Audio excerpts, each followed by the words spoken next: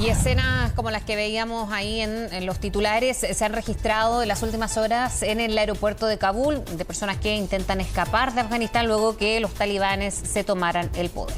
Mientras tanto, Estados Unidos busca responsabilidades ante el fracaso de 20 años de ocupación de ese país. Vamos a analizar lo que está ocurriendo con el cientista político de la Universidad de Chile, Robert Funk. Gracias por el contacto, Robert, muy amable. ¿Qué tal? Buenas tardes. Buenas tardes, ¿cómo están? Gracias por conversar con nosotros. Bueno, Robert, las imágenes han dado la vuelta al mundo, las hemos visto. Los talibanes llegaron al poder en Afganistán mucho antes de lo que se pronosticaba, porque este era un proceso que se entendía, parecía inevitable. Pero refleja también la situación en la que queda ese país después de la salida de Estados Unidos. ¿Qué responsabilidad le cabe a Estados Unidos, en definitiva, con lo que está ocurriendo ahora?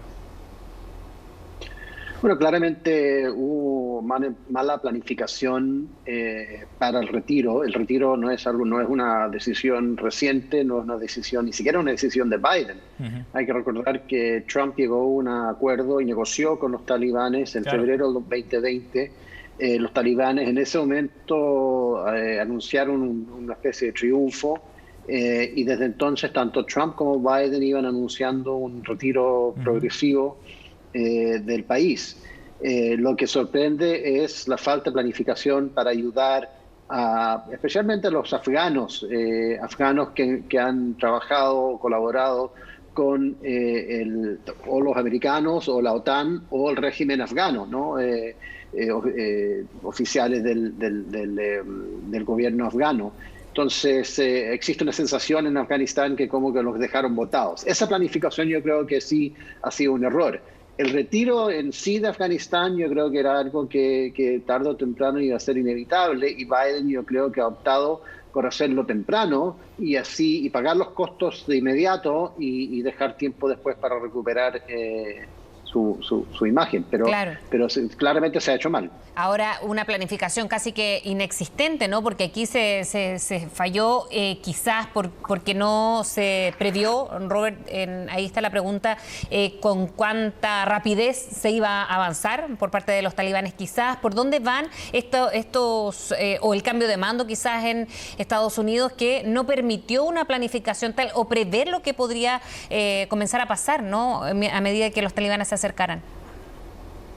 Tengo la sensación, por lo que he leído, es que aquí la falla ha sido una falla de inteligencia. Lo que se le informó a la Casa Blanca era que los talibanes iban a demorar 18 meses en retomar el poder y lo hicieron en una semana. O sea, eso es una falla bastante importante de inteligencia.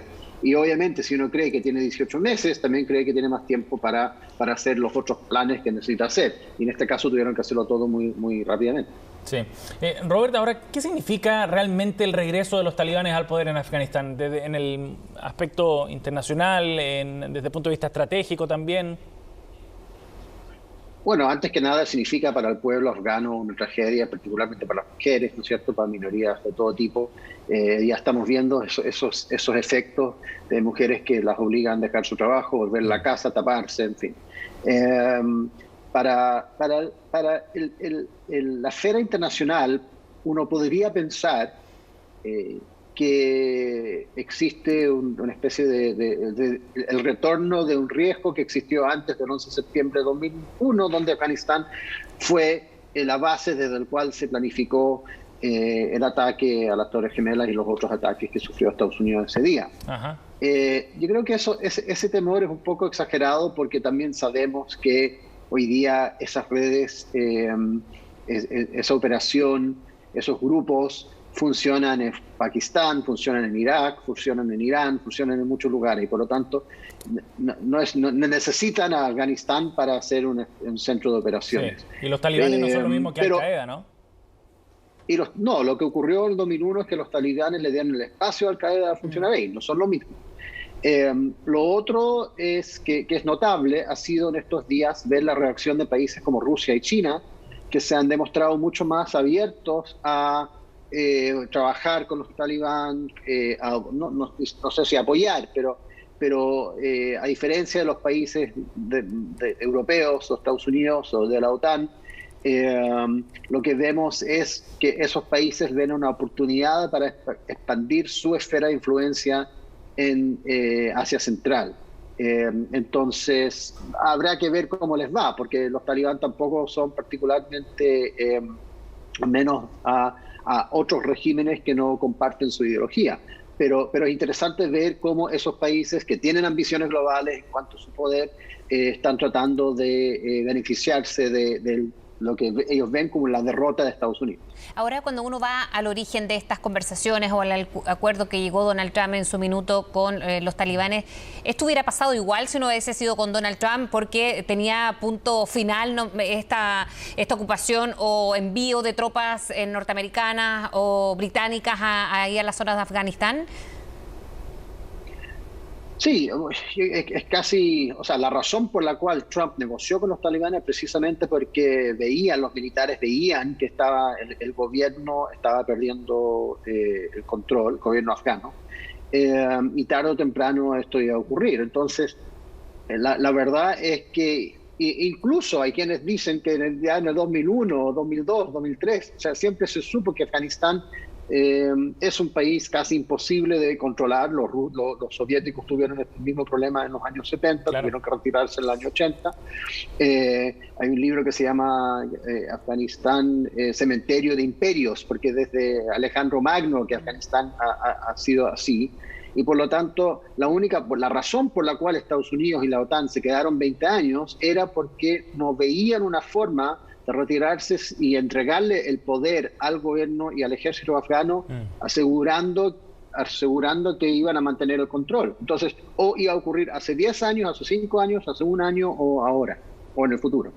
Y ahora, ¿es posible tratar de ir planificando sobre la marcha o ya es imposible, ¿no? Cuando uno ve estas imágenes, personas tratando de subirse por la parte exterior de un avión, sin contar lo que está significando para las mujeres, como los mencionaba, y quizás uno de los golpes más duros. ¿Cómo se hace eso sobre la marcha, Robert, o es como que no va teniendo solución posible en un corto plazo? Es muy difícil, o sea, lo que vemos, esas imágenes son imágenes de desesperación, ¿no? De gente tratando, no sabemos quiénes son, no sabemos si son personas, como dije, que habían colaborado con el gobierno y saben que los van a venir a buscar y probablemente matar, si son personas simplemente que quieren una vida mejor, que no quieren vivir bajo los talibanes.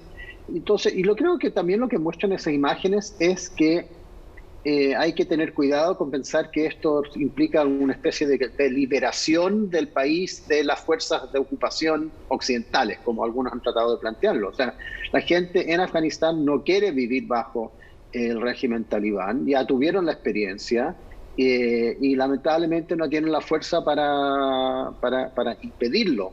Entonces lo que estamos viendo es un reemplazo de alguna manera de una fuerza de ocupación por una fuerza más bien dictatorial y más encima que tiene este aspecto fundamentalista religioso. Pero por otro lado, Robert, también había muchas críticas sobre la presencia de Estados Unidos allá y por la intervención, ¿no? Por lo que había significado la guerra de Afganistán. Bueno, claro, siempre se critica la presencia de Estados Unidos y ahora se critica que se van.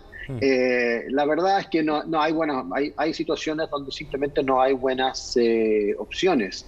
Estados Unidos entró a Afganistán para eliminar o para reducir el riesgo que implicaba tener Al Qaeda funcionando ahí. Claro. Eso lo hicieron y por 20 años Estados Unidos no ha tenido un ataque en su territorio, en parte tal vez gracias a eso. También entró a Afganistán para buscar a Osama Bin Laden. Eventualmente lo encontraron en Pakistán y lo mataron. El problema era después cómo salir de Afganistán sin tener esta situación. Y era claro, se esperaba que iban a poder tratar de construir una especie de Estado doméstico e invirtieron miles de millones de dólares solamente en ayuda militar, algo así como 90.000 millones de dólares. Sí. Y murieron 2.500 soldados, 2.600 soldados norteamericanos. Pero la inversión no fue una buena inversión y no se ha podido hacer. Así que tarde o temprano iban a tener que salir. Entonces la crítica, se entiende la crítica porque a nadie le gusta ver un país invadir o ocupar otro, pero también se puede ver desde el punto de vista, digamos, de la respuesta y la lógica del shock que significó los ataques del 11 de septiembre de 2001. Bien, Robert, muchísimas gracias por hablar con nosotros. Que tengas buen día, buena semana también. Gracias, hasta luego. Chao, Robert, gracias. Hasta pronto.